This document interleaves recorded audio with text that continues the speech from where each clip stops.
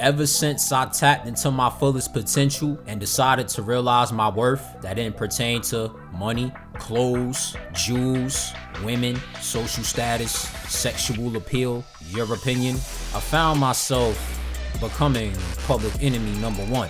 Why would that be the case? This is why. People thinking you're weird because you don't follow behind the bullshit trends they're desperately chasing after, from walking across milk crates to turning yourself into shitty, low-budget Disney cartoons. You're weird cause you don't subscribe to this bullshit way of living we've been conditioned to live. I ain't gotta explain it. People thinking you're selfish because you don't follow behind politics. I don't see why, since all these niggas you vote for are puppets to a Freemasonic system. I don't care how competent they claim to be. Didn't you know that the ballot box is a Gallup poll? My bad, I had to burst your bubble like that. But war is nothing but a bunch of aristocrats fighting for bragging rights and riches, sending your poor ass to do their bidding. Now see, that's not very patriotic. But savage, it's a recession, inflation, poverty. Wait, America has billions of dollars to give away to other countries, but you as an American citizen, what did your black ass, yellow ass, white ass, orange ass, tan ass, I don't care which color ass, get? Not a goddamn dime is what you got. My nigga, you still think it's the land of the free, home of the brave?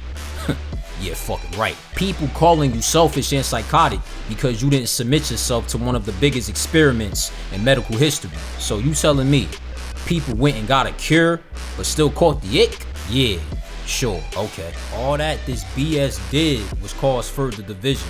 But hey, what do I know, right? I'm not a professional. People thinking you're out of touch because you don't get behind these harebrained celebrities and their meltdowns, distracting y'all from the real problems out here. Kyrie was onto something but stuck his tail between his legs again, which doesn't surprise me though. Massa got up in your ass again, boy. Don't you understand by now that these niggas you put on a pedestal don't control any of their wealth or status, so they're nothing but the new age house slaves? But what does that make me? A runaway. Massa won't be catching me today. He'd have to kill me in the most painful way possible. Death is way better than bondage. No way I'd live on my knees, because either way, you're still going to die anyway. Kanye West wouldn't be the first nigga to troll you, and he certainly wouldn't be the last. So what about the Hebrew Israelites again?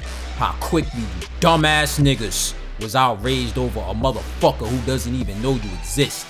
See the mind games media, Medea, play on you. You just despise this nigga for saying white lives matter, and now y'all in love with him all over again because he's regurgitating the same bullshit that he watched from these YouTubers? Wait, never mind. So tell me, Mr. Ye, is it Adolf Hitler or Nat Turner? I want Kim back or they sacrificed my mother. God loves me or I was caught in 4K, fornicating with a goat. Make up your mind, nigga. Why is Savage Right a public enemy number one? Because everyone is upset by my independence and willingness to forge my own path. Everyone is scoffing at me but are crushed on the inside because you're no longer seeking their permission or approval to do anything. Please.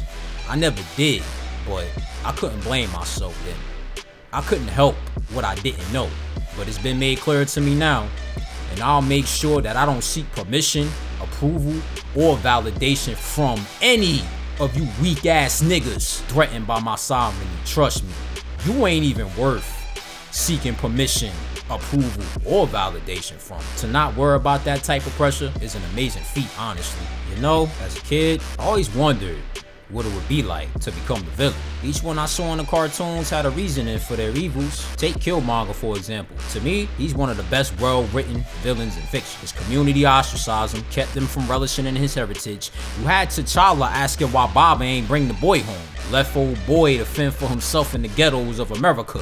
And y'all calling him the antagonist? Yeah, right. Personally, I think Killmonger should have remained king in the first movie. And if his community would have embraced him much sooner, then maybe he wouldn't have been a villain in the first place. Hey, you ain't hear from me though.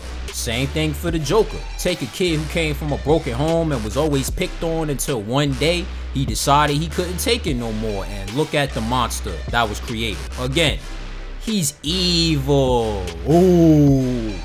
That doesn't matter, right? Right. But I never committed no crime. I never killed anyone. I never violated in a nasty way. Sure, I made mistakes. Sure, I was stubborn. Sure, I was set in my ways. But the universe saw something in me I necessarily didn't see within myself. Truthfully, is why I'm still alive to this day. God has placed a purpose on my life. And that is what keeps me going in such a judgmental and wicked world with a bunch of judgmental and wicked motherfuckers in it. Honestly, I would have been out of here a long time ago if it wasn't for the arts.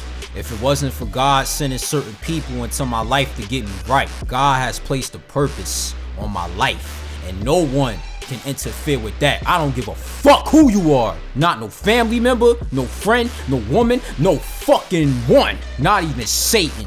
Even though that nigga be trying me every day. Look around at all the people who try to stop Savage Ryder's glory. Where are they now? They're either in the ground, rotting inside of a jail cell, stuck in a toxic relationship, having shitty circumstances and low self-esteem, or better yet, watching me religiously as I rise to prominence. I see you, by the way. Keep fucking watching. Exactly. Don't believe y'all can fuck over someone with a pure heart and genuine intentions, thinking that shit won't come back to you, because rest assured, it will. And it may not happen immediately, but it's going to happen eventually. I love playing the long game, even if it takes 20 years for you to get your karma. I will be there laughing at you saying, I told you not to overstep, my nigga. Once that day comes, you'll be thinking of all the reasons why you did what you did, trying to cop pleas for your incompetence and expecting me to be merciful towards you. No one's going to care, because when you made the decision to spit in the face of a chosen one, you stood on that shamelessly, so you can dish out your punishment the same way. I don't give a fuck about your suffering. I don't feel sorry for you. Pray for your enemies. Nah, I wish hell on them. Only after the brimstone settles, it's when their hearts will become pure. So yeah, I will pray for them. Right after they become preyed on, pray for those who broke your heart. I pray they had theirs broken necks, maybe their legs. I don't know, y'all. I'm a lazy nigga. I could just pay someone to do that, right? Pray for those that are envious of your light. The hell with them and their pussy ass envy. Let them fools turn blind. Fetch you a God King right now. Really? I'm not a villain or a sadist. I just gotta be assertive whenever I talk my shit, because once I'm nice about it, no one takes me seriously. So I have to go the other route. Really, I am a wonderful God who accepts everyone regardless of their background or appearance. If you real to me, I'll be real to you too. I am kind-hearted and nurturing, respectable and humble, gregarious and generous, but cross me and all that is over. I turn into the angry black man, angry nigga this society portrays me as. With all my people being led to the slaughterhouse and my hood being decimated by gentrification and poverty simultaneously, I have every damn right to be pissed off. The hell with what you scared ass, institutionalized ass niggas think. I live my life however I want to, and I don't care if you disapprove.